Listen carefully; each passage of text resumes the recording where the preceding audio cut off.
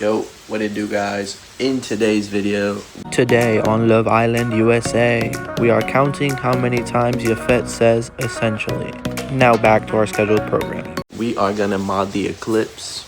Now, we've only had it for a couple of days. I actually just got it back from the shop because the transmission was leaking, and yes, I could have done it myself, but I don't have time for that. I say that while I'm literally swapping out the engine on this XP.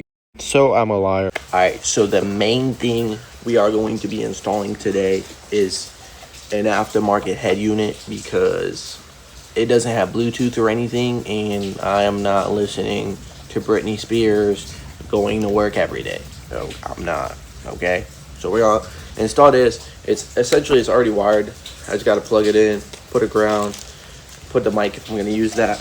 So we got the head unit, and the other thing we are going to be installing is a short throw shifter. If you don't know what this is, essentially every time you shift, you don't have to push it as much to go into gear compared to like an OEM one.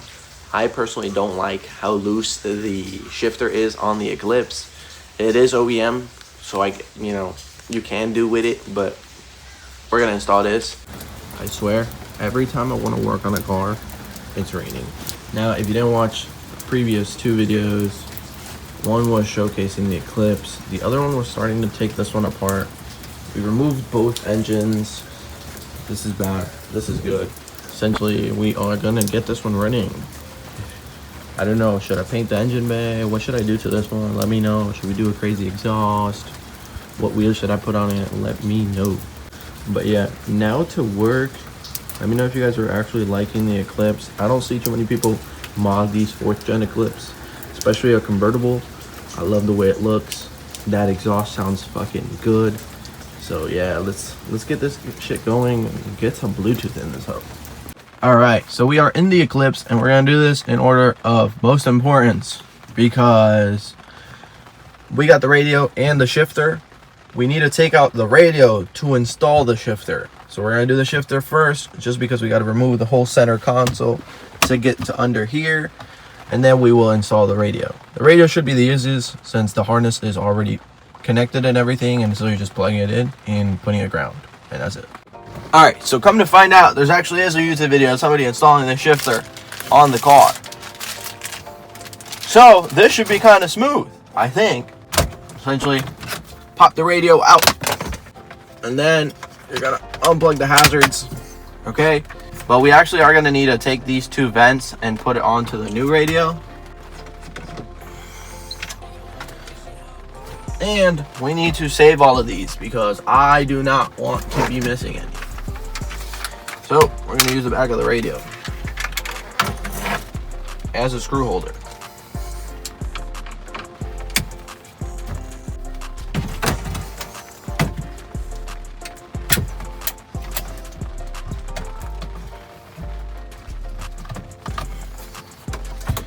Then we just unplug the radio.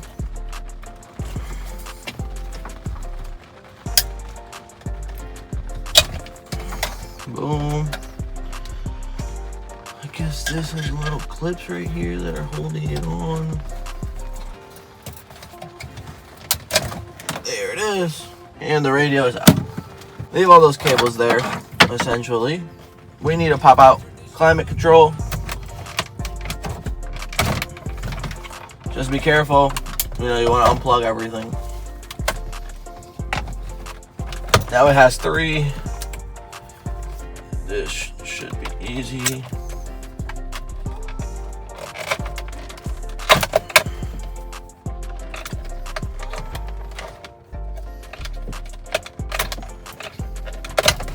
Climate controls are out, and then we need to pop these out.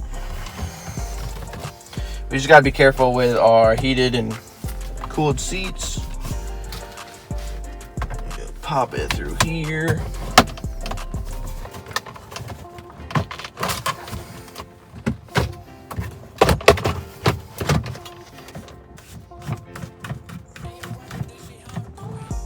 Unplug the outlet. We are one step closer. Just don't buy shit from a so-called mechanic, you know what I mean? Alright, essentially there's a little tab here that you have to stick your flathead into and pull it out. Mine has another cigarette plug here, so I had to disconnect that before I could actually pull that out. Now we need to remove these two screws. I believe there's another screw here, and then the center console should come out after we've removed the two clips on the ends on that side. I hate how grainy it looks, but it's raining and I can't really put the camera outside. Alright, so next thing is we're going to take out this black piece, which there is essentially two Phillips head right here and another two right here. As you can see, this one has this doesn't. I already took this one out.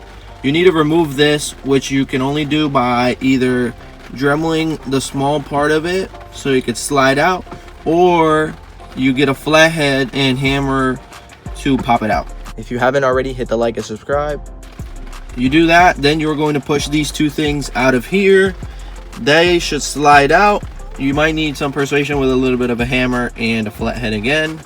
Alright, so I kind of forgot to record because I got a little bit sidetracked, but essentially you take those two pins out, this will come out, and then you're able to remove the shifter out.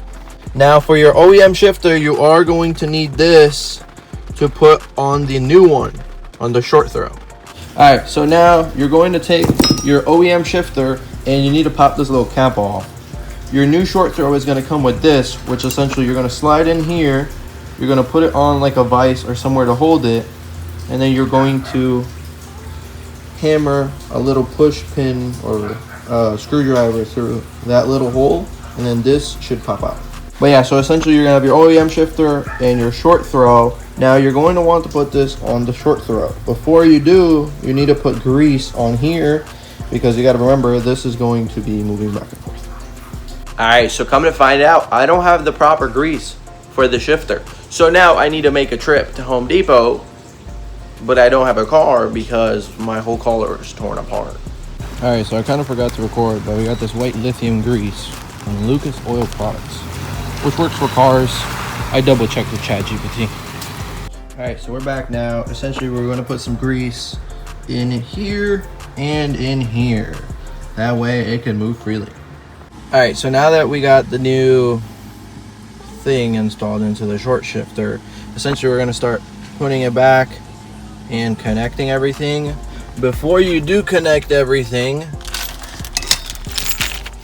it came with all the bushings for these. So essentially there's 4 bolts, those 4, and then under there is a metal sleeve and a little bushing. You're going to take those out and swap them out with the new ones.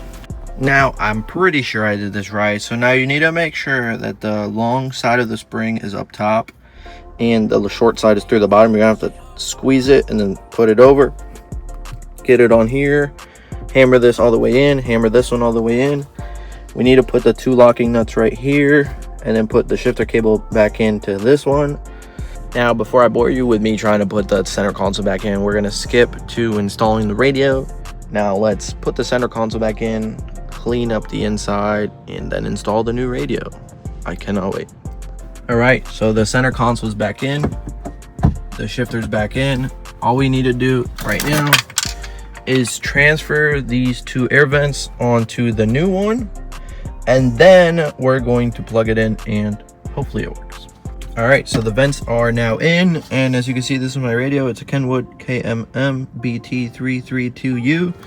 If you want to try it out, it's on Amazon. I bought it on Crutchfield because Crutchfield actually, you pay like $30 more and they wire it to the actual harness. That way you don't need to do any splicing, which is a lifesaver.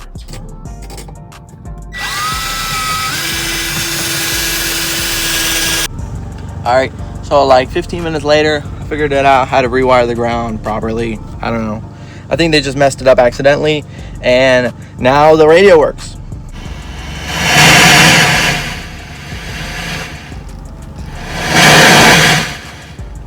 Alright, now stay tuned for next video. We're going to be installing the coilovers and hopefully wheels. Stay tuned for next video. Let's go.